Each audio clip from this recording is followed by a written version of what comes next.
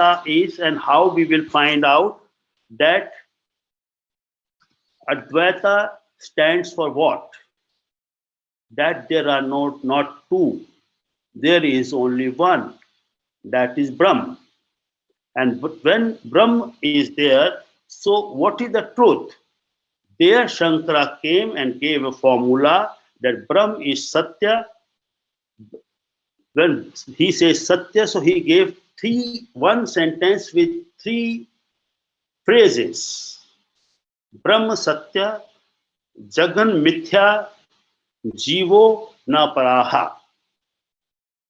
It means that Brahma is Sat, true, real. Jagan Mithya, that word, the universe is an illusion. It is the thing which we perceive.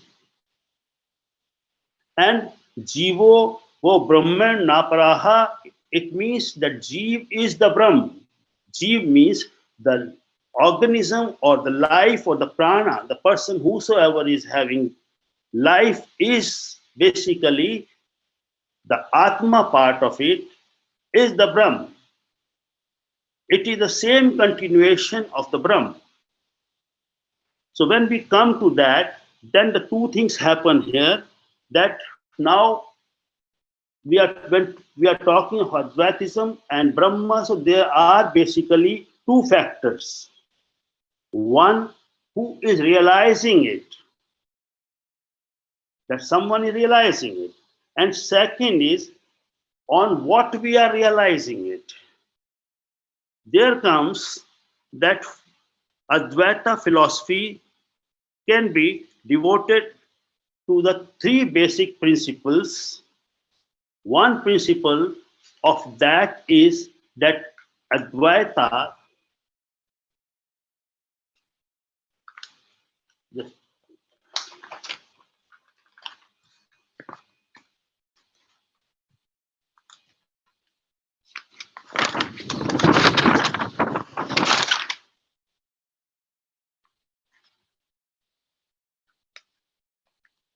so first of all, the qualities of Brahm. What is Brahm? What qualities Brahm should have? There is a long, you can say, discussion over that, and we have come to know that when Brahm, we are saying one, that Brahm is the formless. Another is Brahm is why Brahm is formless, because we cannot put into a shape or we cannot give it a form. The moment you give it a form, when you give it a shape, it means we are just giving it a kind of perimeter, a kind of, you can say, boundary. It's boundless. So the first thing is that Brahm is Nirakar. Nirakar means formless, and formless means that it cannot be put into any kind of a shape. Next is the word he has used, Vibhu. Vibhu means that it is omnipresent. There is no place where the Brahm is not. Then the word it has used, the like Trikal, that it is there in every period, every moment, on every epoch. There was no time, there will be no time, and there is no time when Brahm is not there. Next comes, when we talk of that Brahm is aparimani. You cannot measure Brahm. You cannot measure it, you cannot weigh it. It is the supreme consciousness which cannot be weighed. Like now, as Sat we say, it has not been said that it is Satya. Sat is the reality. Sat is the truth. So when it is said that it is truth, so it was always prevailing. So there is a beautiful small stanza, Adi Sat, Jugadi Sat, Ye bhi Sat, Hosi bhi Sat. That Sat was there, Sat will be there, Sat will stand always and Sat will come always. Then the Brahm is Avinashi. When we talk of that Brahm is Avinashi, Vinash means destruction. Avinashi means that Brahm cannot be destroyed. It is always there, it will be always there, and that's why it is said that it is immortal. Next to it is that is Akhand which cannot be fragmented, which cannot be divided. It is indivisible. Next comes to that when the qualities of Brahm are there, which Shankara said that that's why he said that Brahm is or the universe is not made of particles. Because when we say that it's made of particles, it means that atom, proton, neutron, everything. So if they are particles, that means that they are coming together like a building block. So that will, it can, you can say, divided, it can be fragmented. So Brahm is indivisible. Next to it comes that when it is beyond space and time, anything which is in the space and time has got the life. It will die, it will re-emerge. So Brahm is beyond space and time. At the same time, it cannot born and it cannot die. It cannot evolve, it cannot dissolve. And at the same time, it is nirvikar. When we say that it is nirvikar means that it doesn't have any vikar, any kind of the, you can say, impurities in it. It is purest of pure. And anivarchaniya, when we say that anivarchaniya, varchan means that when you can describe it. So Brahm cannot be described because the language always puts again a kind of boundary. Whenever we have to put anything, we have to say anything. Suppose I say that sunflower is orange or yellow. So the word is has been used. So one thing has become subject, another has become predicate. That subject and predicate is joined by is, that without, otherwise if I say sunflower orange, it doesn't make any sense. So when we say that no language can explain Brahm, anivarchaniya, so it means that the Brahm is now indescribable, indestructible, unfragmented, regular, nitya, regular, always there, every time there, every moment there.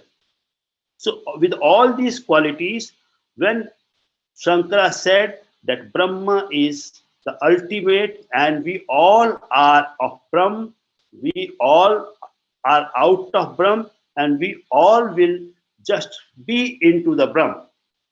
So now the question comes that what is Atma?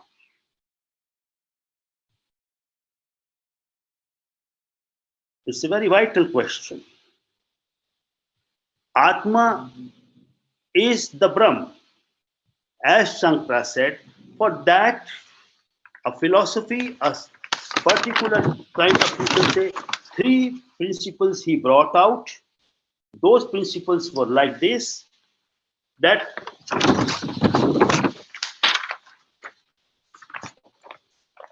from that omniscience, omnipotent cause has come this Jagat comprising of various names, forms, various doers, enjoyers, dependents on the specific form of time and space. As a result of that action of incomprehensible, varied forms of sustained and dissolved. So the question comes that what is the, how we will say that this very thing, that the form of omniscience, that then he said for looking at it are the two ways. One is on the empirical point of view, other is on the paramarthik or the absolute point of view. When we say that as far as empirical point of view, that is the cause of Jagat, the origin, existence, and dissolution. So the thing is that Vyavaharik means when personal kind of the thing is there, when we look at it in the, you can say, comparative form, at that time we see that Jagat is something, or the sansar or the universe is something which is the cause, which has brought out because of our mithya, because of our ignorance, that we don't see ourselves, we see only the forms which are around. So now the question comes that the origin, that this Srishti, this universe, if it has got an existence, if it has originated, then from where it has come? Because Brahm is not making it, Brahm is inert, Brahm is inactive. So here the word was used that Brahma is the only which the Jagat is only Maya or Mithya. Ma means no, Ya means this is not there. If it is not there, then why we see it? This question was answered again by the second point of view, that one has to understand again Brahma, which is the neither the cause of Jagat, nor it is omnipotent, nor it is omniscient. Origin of Jagat is not the intrinsic feature of Brahma. Like you can say, it is our illusion. A very famous story goes with that how you see a rope as a snake, that agyan or the ignorance brings out that you see something which is not there. So there the question comes that if thing is not there, who is seeing that thing there? It is that you're witnessing something which is not there as you want to see it. So that shows another most important point, that Brahm is not the creator, not the sustainer, not the destroyer. It is the individual who is seeing it, and that too because of ego, without realizing that who is one who is seeing it is who. It is basically the ego, the ahankara, or our illusion that we are seeing something which is there, which is not there. There comes the divide of any form and attribute from the absolute point of view. We just have to bring out the cover or the things which are there from our consciousness. From the moment we just get it from the consciousness, like I can tell you that when we see a movie, when we see the movie, in that movie we find out that we are crying after seeing, or we are laughing after seeing certain details or some scenes of the movie. They don't affect us as much. It affects us when we feel pain, and when we feel pain at that time, we realize that pain is something else and the suffering is something else. Now the moment the ignorance falls, the moment the illusion falls, the moment we just, you can say, recognize not ourselves as the body, as the, you can say, illusion, as the thing which is, you can say, which we are seeing, then what we are, at that time the suffering occurs. And the moment we realize that okay, we are the Atma, and this whole thing is, you can say, our illusion, it is different than us. then the suffering ends, because at that time the suffering is away from the basic happiness which comes from inside because of our existence as Brahm, as Atma.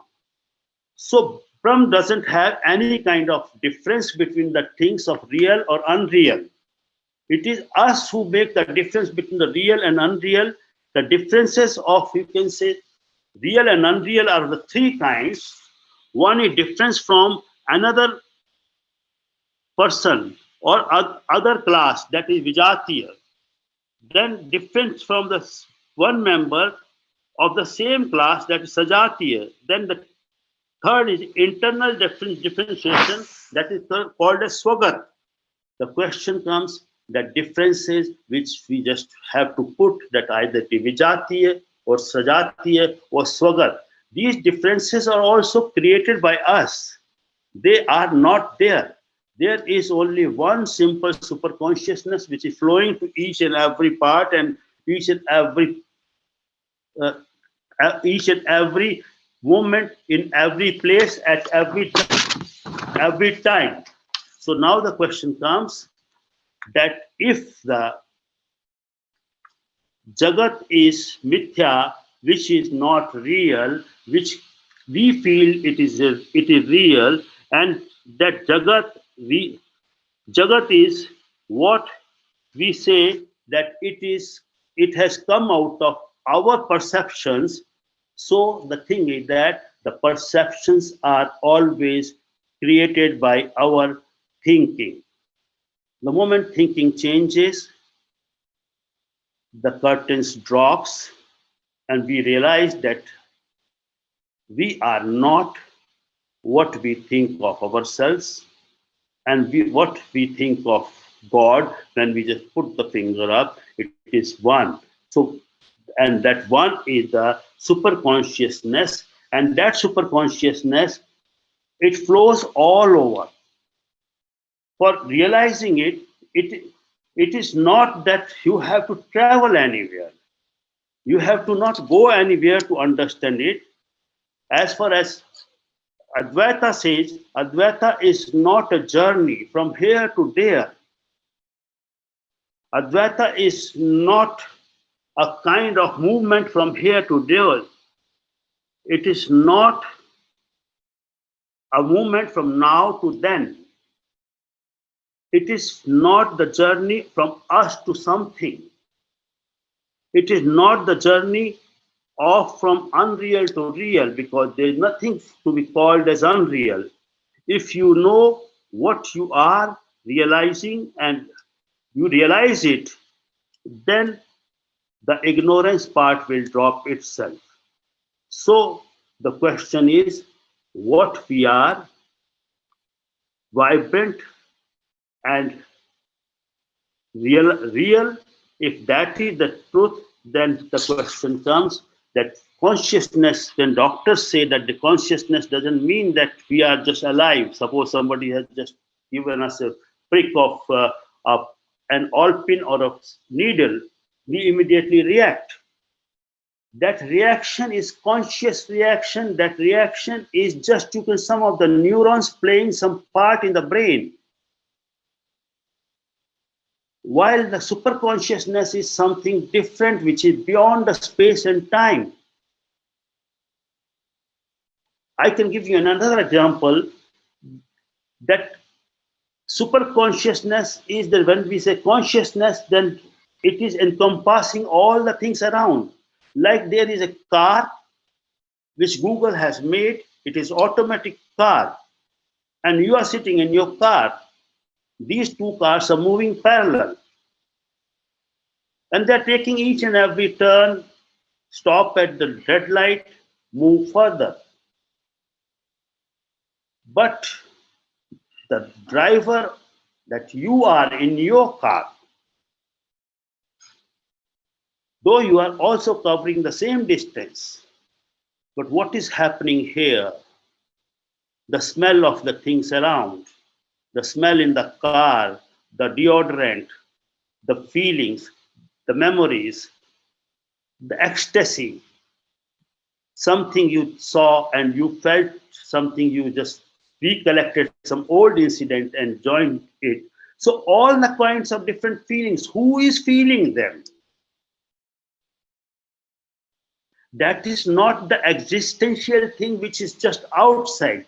Somewhere, because you are driving like other cars. So the difference between the car and the two cars, one is with you and one is without you, and one is with you, and you within you, somebody is having something, feeling something, enjoying something, and singing something at the same time, looking at some other car, having some feeling inside you.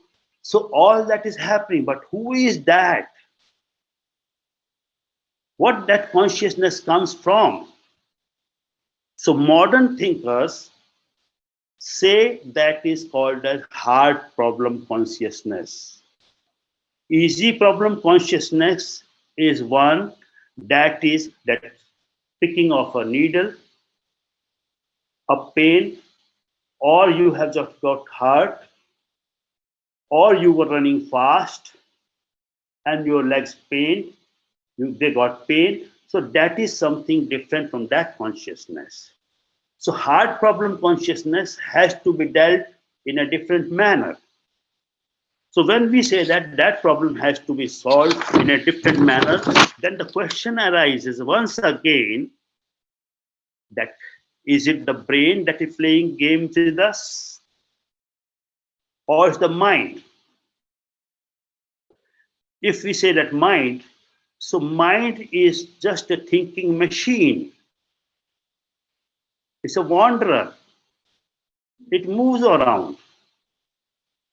It is just, you can say, you are here, but mind is somewhere else. So if it is somewhere else, or if it's thinking, it is recycling. It is recycling the old memories. It is just, you can say, imagining, creating illusions of the future. So the thing comes here that what is that consciousness which even looks at the mind and says, don't wander?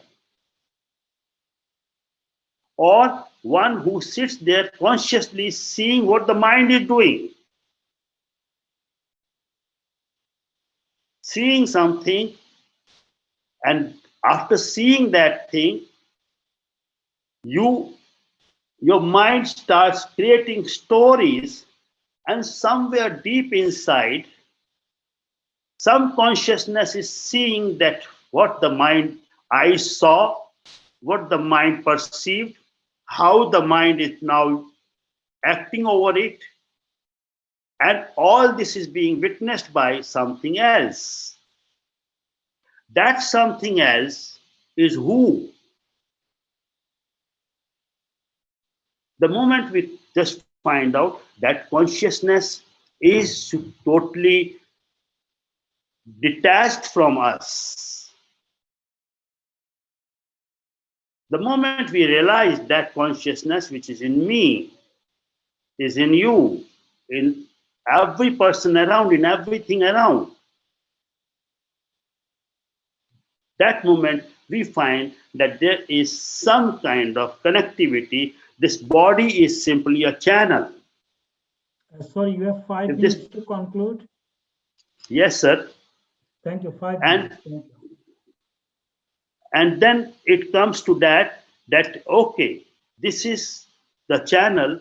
So there is the supreme consciousness, and for supreme consciousness, it is in what form? It has been considered that it is in the form of waves, because Sankara said nothing is in the form of particles. If it is in the form of waves, then the question arises there that classical physics doesn't explain it. So here comes the Bohr and the Schrodinger.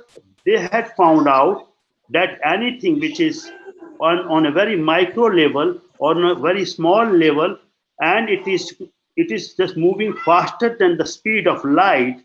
So there will be different formulas which are not the formulas of classical physics. There it has been found that the things which we consider electron, proton, neutron, which were like the particles, but they behave differently. When the double slit experiment was done, that particles started behaving like waves. It was that when somebody was observing them, then they started behaving like particles. The moment somebody has the person, the observer was not there, it started behaving like wave. So they thought of that let us do the experiment in reverse. Let the path of it should be taken as it is wave. We will not observe it.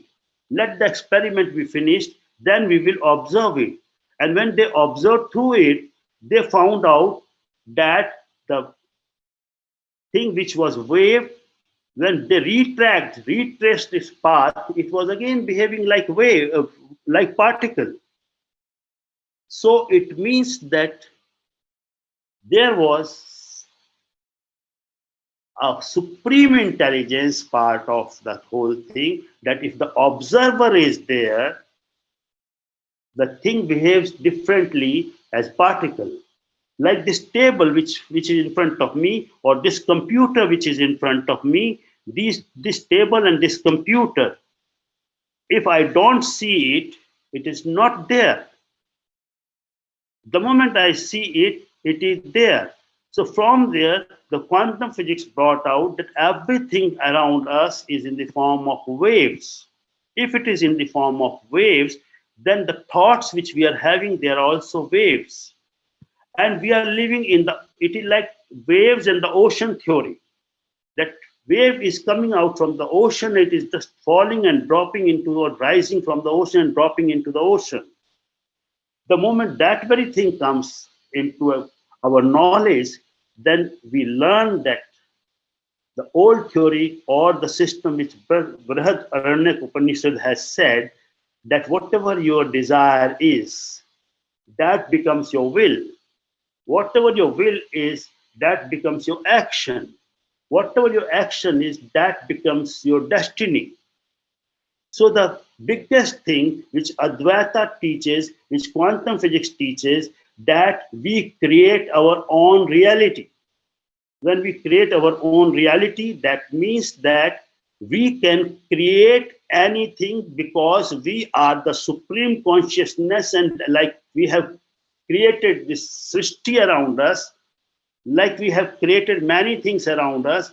So with our thought, with our thinking, with our, you can say, thought beam, focusing attention, we can create another reality of us. We can create everything around us. That is what the quantum physics says. Here I have to just bring out one beautiful lines, one paragraph that is from Jiddu Krishnamurti, to explain it further, that you alone bring about clarity, and therefore you are utterly, completely responsible, nobody else.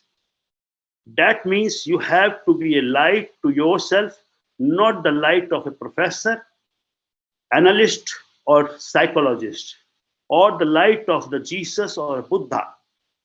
You have to be a light to yourself in a world that is becoming utterly dark. That means you have to be yourself. And the Vedanta says you are that light. Thank you very much. Thank